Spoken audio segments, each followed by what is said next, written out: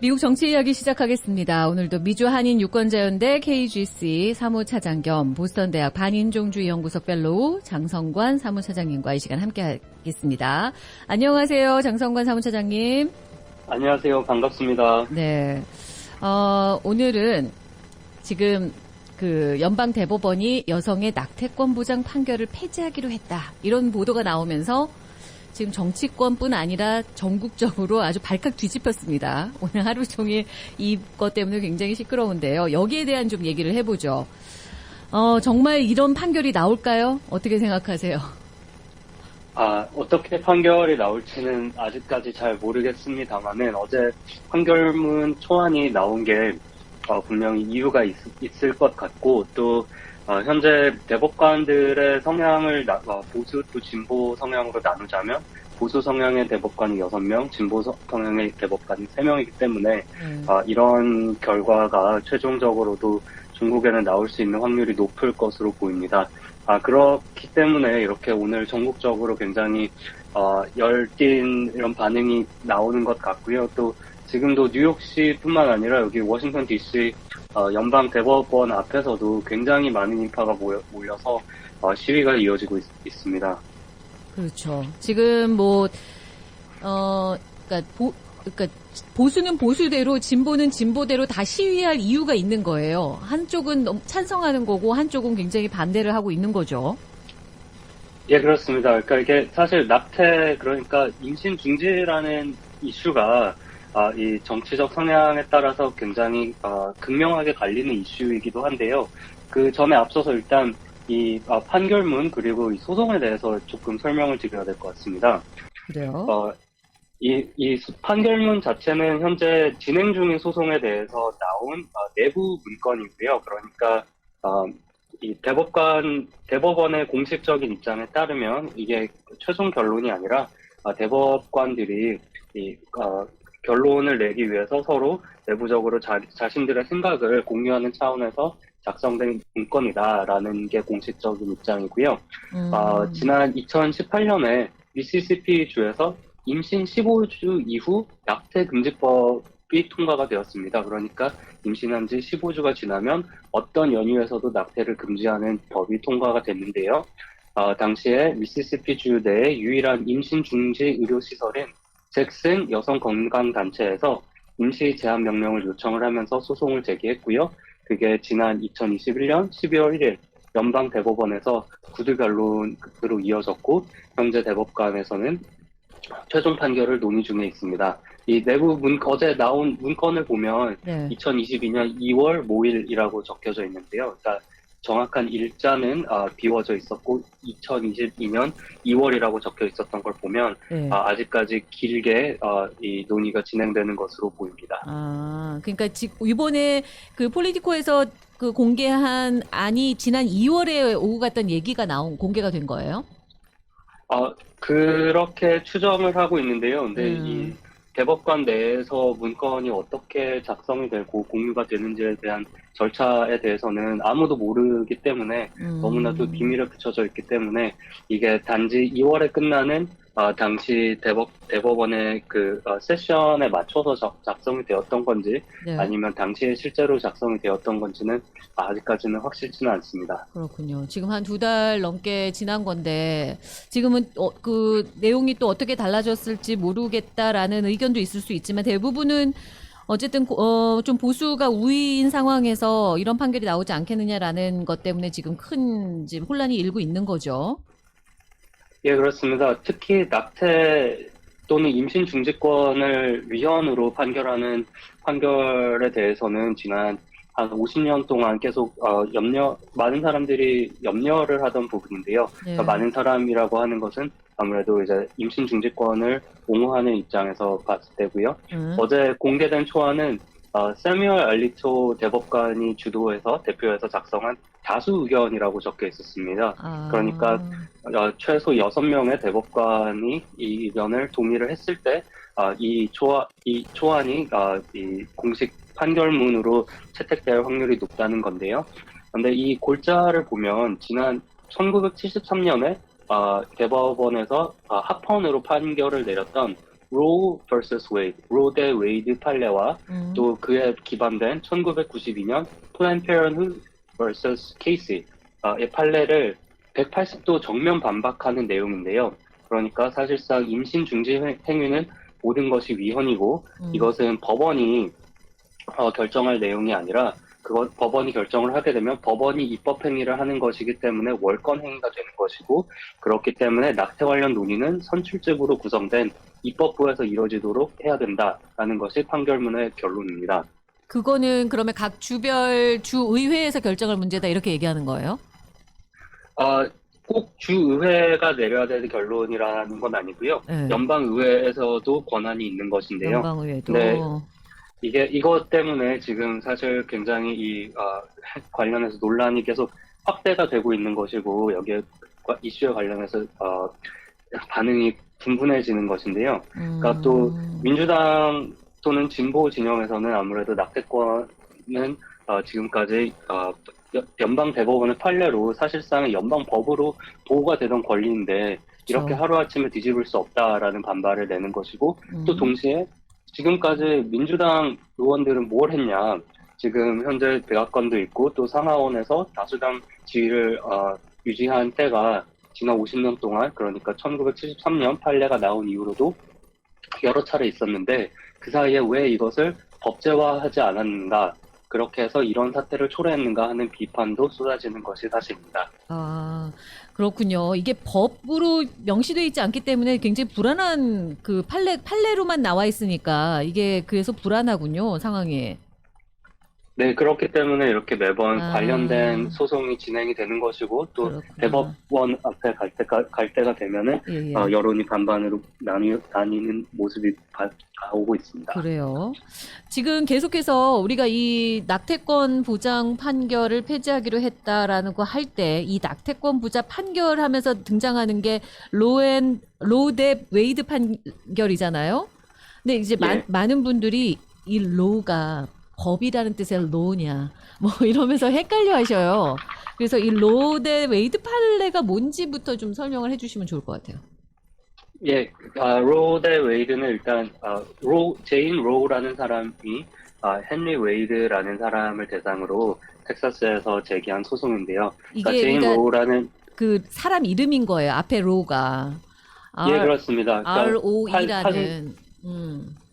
예, 그렇습니다. 그래서 판례를 보시면 보통 누구 V, 그러니까 한국말로 하면 대, 네. 누구 이렇게 되는 거죠. 그러니까 그렇죠. 원고와 피고가 되는 것이고, 또 보통 피고의 경우에는 정부를 상대로 할 때는 네. 이 정부 기관을 상대로 하는 것보다 관련된 부처의 수장의 이름으로 진행되는 경우가 많습니다. 그러니까 지금 사실 이 판결문이 나온 이 소송도 잭슨 여성 건강 단체가 제기한 소송이지만 이 소송의 대상은 미시시피 주 정부가 아니라 미시시피 주 보건부 장관으로 되어 있고요. 예. 그 사람한테 물론 개인적인 자격으로 소송을 제기하는 것은 아니라 그 주정부를 하는 것이지만 판결문에는 또 판례에는 그렇게 나오는 것이고요. 그럼 당시 이 웨이드라는 건 누구예요? 당시 웨이드는 이 텍사스에 있었던 텍사스 주에 있었던 인물이고요. 그래서 텍사스 주에서 또 낙태법을 이제 형사처벌이 가능할 수 있도록 법이 제정되었는데, 그래서 제인 로우라는 싱글맘, 그때는 당시는 임신 중이었는데요. 이 사람이 클래스 액션을 소송을 건 것입니다. 그러니까 본인뿐만 아니라 이런 식으로 이 여성의 생명의 위협이 있는 임신의 경우에는 임신 중지권을 보호해야 된다를 주장하기 위해서 다른 싱글맘들을 대표해서 이렇게 소송을 제기를 했고요. 결국에 종국에는 이게 연방 대법원까지 올라가서 연방 대법원에서는 판결이 위헌이 아니다라고 나왔습니다. 그러니까 원고의 손을 들어준 거예요. 그렇죠? 예, 그렇습니다. 당시의 근거가 이제 연방 헌법의 수정 조항 14조에 모두는 평등하다는 조항을 근거로 시민의 프라이버시를 이렇게 정부가 연방 정부건 주정부건 정부가 과도하게 침해하는 것이다. 낙태권을 침해하는 것은 프라이버시를 과도하게 침해하는 것이다. 하기 때문에 정부에서는 낙태권에 참여할 권리가 없다라는 것이 판결이었는데요. 그렇기 때문에 사실 이 판례가 뒤집어지는 경우에는 사실 오늘 조 바이든 대통령을 포함한 여러 법조인들도 우려를 표명한 것이 단지 여성의 임신 중지권의 이 위협을 받는 것이 아니라 시민의 프라이버시를 보호해야 된다는 것을 근거로 나왔던 여러 판결들, 그중에는 뭐 동성혼에 대한 합헌 입장을 포함을 해서 이런 판결들도 180도 뒤집혀질 수 있는 포문을 여는 것이 아니냐라면서 여러 우려가 나오고도 있습니다. 그렇군요. 이게 이제 시작에 불과할 수도 있다. 이게 다 어떤 법률화돼 있는 것들이 아니라 이런 판결의 연방 대법원에서의 판결로 남아 있는 판례다 보니 이렇게 뒤집는 게 가능하기도 하고 그렇다 보니 모든 것들을 그렇게 뒤집다 보면은 결국은 개인 그런 권리 보호 차원의 여러 가지 조항들이 이제 다 사라질 수도 있다라는 얘기네요. 이게 폴리티코 보도가 나온 후에 사람들이 지금 엄청 그 시위를 하고 있는 걸로 알고 있는데 대법원 주변은 분위기가 어떤가요? 예, 이게 어제 저녁에 폴리티코에서 단독 보도가 나왔는데요. 어제 한 저녁 11시경부터 연방 대법원 앞에 인파들이 몰리기 시작했습니다. 그래서 어제 밤에는 뭐 수백 명의 인파가 몰렸고 또 오늘 오전부터는 더 많은 인파가 나와서 결국에는 그 대법원 앞에 있는 길을 다 막아놓는 사태까지 이르렀는데요. 여기에는 또 오늘 오전에 매사추세츠의 엘리자베스 워렌 상원 의원이 또 두 번이나 함께 참가를 하기도 했습니다. 오전에 왔을 때는 또 여러 기자들의 질문에 정말로 몸이 떨리는 게 보일 정도로 화가 난 상태로 이거는 말도 안 되는 상황이다라는 말을 전했고 또 그렇게 인터뷰한 모습이 인터넷으로 퍼져가면서 여러 사람들의 지지를 받은 덕분에 또 오늘 오후에는 다시 대법원 앞에 마련된 이 연단회까지 올라가서 연설을 전하기도 했는데요. 뿐만 아니라 지금 뭐 뉴욕시를 비롯해서 미시간 주도 등 전국의 여러 곳에서 이런 시위가 벌어지고 있는 것으로 파악되고 있습니다. 그런 것 같아요. 맨하탄에도 지금 경찰이 도로를 막고 있는 걸 보면 시위가 있지 않나라는 생각이 들기도 하는데 먼저 공화당과 민주당 측의 반응도 좀 궁금합니다. 굉장히 많은 일이 있었는데요. 먼저 결론부터 말씀을 드리겠습니다. 민주당 측에서는 임신 중지 권리를 보호할 법안에 제정을 서둘러야 한다라는 입장이 나왔고요. 또 이 때문에 특히 민주당 소속 상원 의원들이 이 연방 의사당 앞에 모여서 단체로 기자회견을 전하기도 했습니다. 여기에는 조 맨친과 키어스틴 스네마 의원은 참여하지 않았고요. 그 이유는 조금 뒤에 말씀드리겠습니다. 공화당 측에서는 또 반면 낙태라는 주제보다는 문서 누출이 잘못되었다라면서 문서 누출에 집중하는 모양새를 취하고 있는데요. 일례로 현재 하원 공화당 내 서열 3위인 앨리스 스테파니 하원 공화당 컨퍼런스 의장은 오전에 성명서를 내서 대법원 판결문의 누출은 전례 없는 사태이며 대법원의 정치적 중립에 위협을 가하는 행위라고 표현을 했습니다.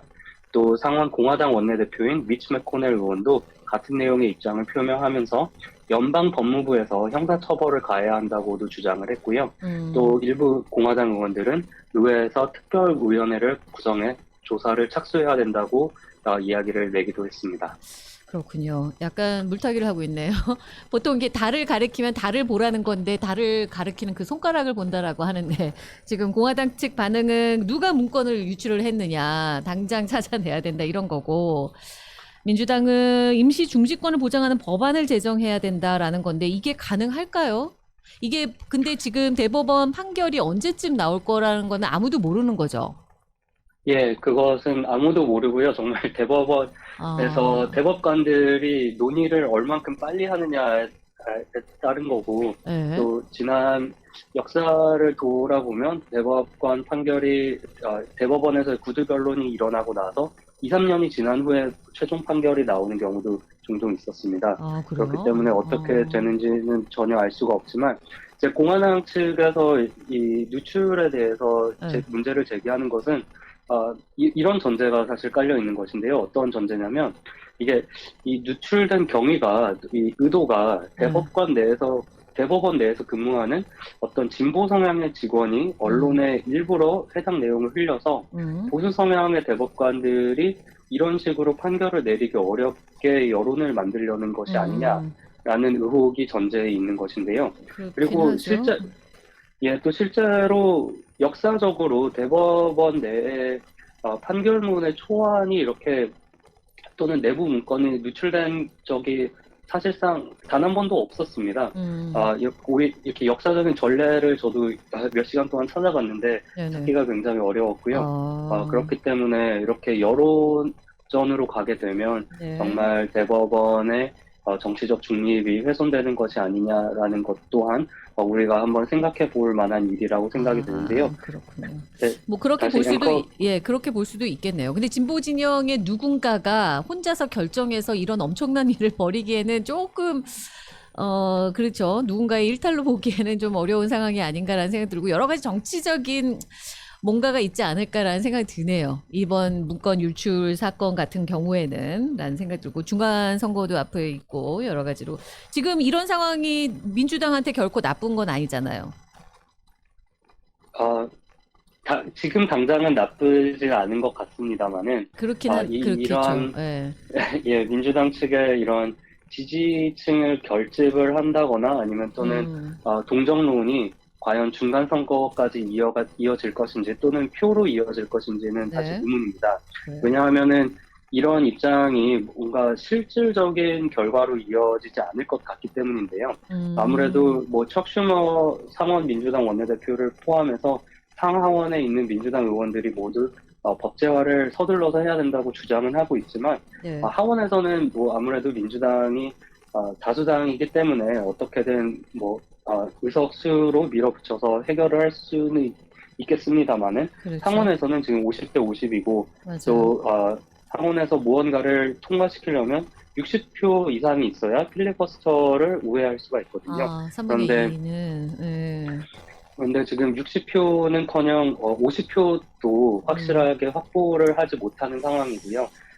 또 그렇다고 필리버스터 제도를 폐지를 해서 이 낙태권을 보장하자라고 하는 주장에는 또 키어스틴 시네마 의원과 조 맨친 의원이 반대 입장을 이미 표명을 했기 때문에 그 또한 불가능한 것으로 보입니다. 그렇죠. 그러니까 민주당 측에서 지금 하고자 하는 임시 중지권 보장하는 법안 제정도 쉽지 않은 걸 거고 결국은 모든 거는 연방 대법원의 결정에 이제 달려 있는 걸로 봐야겠네요. 그게 언제 나올지는 알 수 없으나 이제 문제는 이게 미리 공개가 된 것 때문에 지금 전국이 이렇게 시끄러운데 마무리로 그 수정 콜린스 의원 얘기를 잠깐만 해주시겠어요? 네. 제가 조금 전에 말씀드린 키어스틴 스나마 의원이나 조 맨친 의원의 경우에는 민주당 소속으로 굉장히 중도 입장을 취하고 있잖아요. 또 민주당의 당론과 엇갈린 행보를 많이 보이기도 하고요. 수정 콜린스 의원은 공화당 소속으로 그런 역할을 취하는 분입니다. 그러니까 소위 따뜻한 보수, 뭐 합리적 보수 등으로 불리면서 무엇보다 당론보다 초당적 협치와 중도적인 입장을 유지하는 것을 더 중요하게 생각하는 분인데요. 메인주에서 당선된 공화당 의원이고 여성 의원입니다. 그래서 그렇기 때문에 이 대법관 인준과도 같은 거대한 이슈에서는 수정 콜린스를 포함한 이 중도 성향의 의원들의 지지를 반드시 확보해야만 통과가 될 수 있겠죠. 그래서 수정 콜린스 의원이 대법관 인준에 어떤 조건을 내거느냐가 항상 큰 이목을 끄는데요. 근데 이분이 꼭 조건으로 내거는 것 중에 하나가 과연 이 로 대 웨이드 판례를 존중할 것인지, 그러니까 낙태권 또 임신 중지권에 대해서 대법관이 됐을 때 이 판례를 뒤집지 않겠다는 입장을 약속하는 대법관 후보에게만 인중에 찬성을 해왔습니다. 이는 뭐 공화당이나 민주당 소속의 대통령이 임명한 것도 상관없이 꼭 이것을 리트머스 테스트로 사용해 왔는데요. 근데 트럼프가 임명한 이 닐 고르세치 대법관과 브렛 카바노 대법관의 인준에도 같은 약속을 받았다고 전해지는데, 어제 문건의 누출을 통해서 보면은 이 두 대법관 또한 이 로데 웨이드를 뒤집을 확률이 굉장히 높은 것으로 보이기 때문에 오늘 하루 콜린스 의원은 많은 눈총과 또 많은 언론의 질문을 받고 있습니다.